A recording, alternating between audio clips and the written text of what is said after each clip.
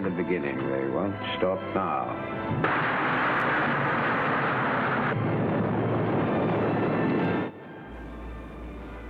September marks the 85th anniversary of the Battle of Britain. Not the movie, but the military campaign that it is based on.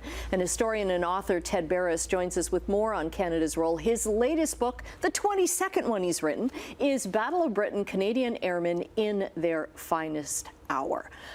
And so what was Canada's role in this? Well, for those who don't know the context, Hitler has just rolled across Europe and essentially occupied all of northwestern Europe, the lowlands, the Netherlands, Belgium, Luxembourg, Norway, Denmark, and all that's left is Britain. Britain is standing alone in the spring of 1940. We've actually pulled out of France. That's why Dunkirk happened. So in that moment, Britain is suddenly alone against the Luftwaffe, the German Air Force. And Hitler unleashes the Air Force to destroy the Royal Air Force defending Britain in the summer of 1940. And you'd think that it was a British story, British airmen stepping up to defend Britain.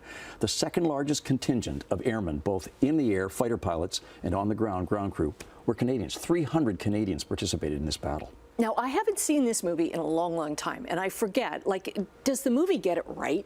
The photography is astounding. Okay. It was produced by Harry Saltzman, a Canadian, actually. He made sure the funding was there.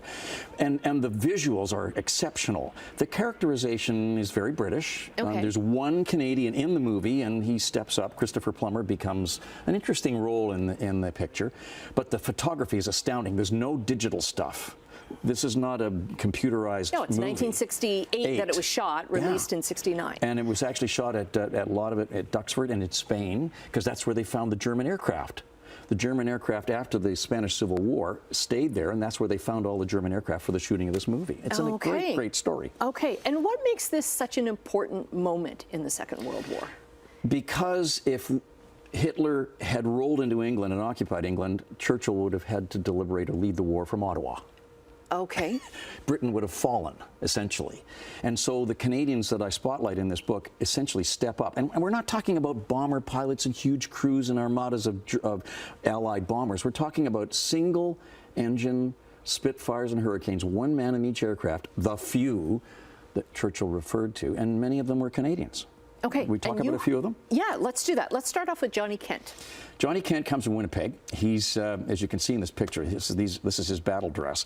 But he almost didn't get there because he wasn't a very good student in Winnipeg. His instructor thought he was a god-awful pilot. But eventually he goes to England, as many Canadians did, because Britain offered, or the RAF offered Canadians or anybody else in the Commonwealth who might have a private pilot's license an opportunity to join the Royal Air Force. Before the war, they were wise. The RAF knew the war was coming. And Johnny Kent jumps at the chance, at the opportunity to become an RAF pilot, but the British said, not only if you pass, not only will you become an RAF pilot, we'll give you an officer's commission, and then in return give us 6 years service. Well, do the math. If you went there in 1935, as he did, suddenly you're front line in the Battle of Britain. And Johnny Kent becomes part of one of the most famous squadrons during the Battle of Britain, RAF 303 Squadron, which was all Polish.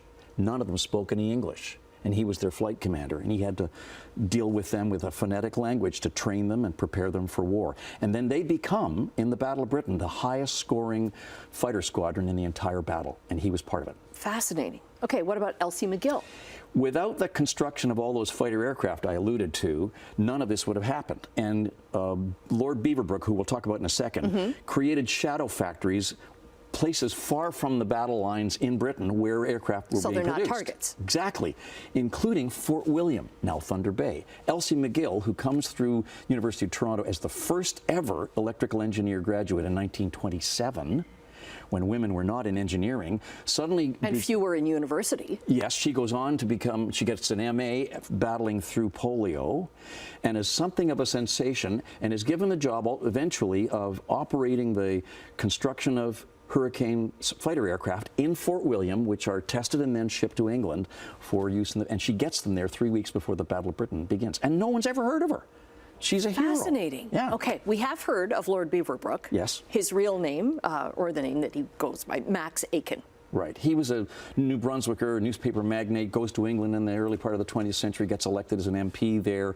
By the time the war happens, Churchill realizes what a tremendous industrialist this guy is, and he puts Beaverbrook in charge of the manufacture of Spitfires and Hurricanes. And instead of falling short of their quotas per month in the lead up to the Battle of Britain, he changes things, and ultimately they exceed production, and that continuous flow of fighter aircraft, Hurricanes and Spitfires, turns the tide.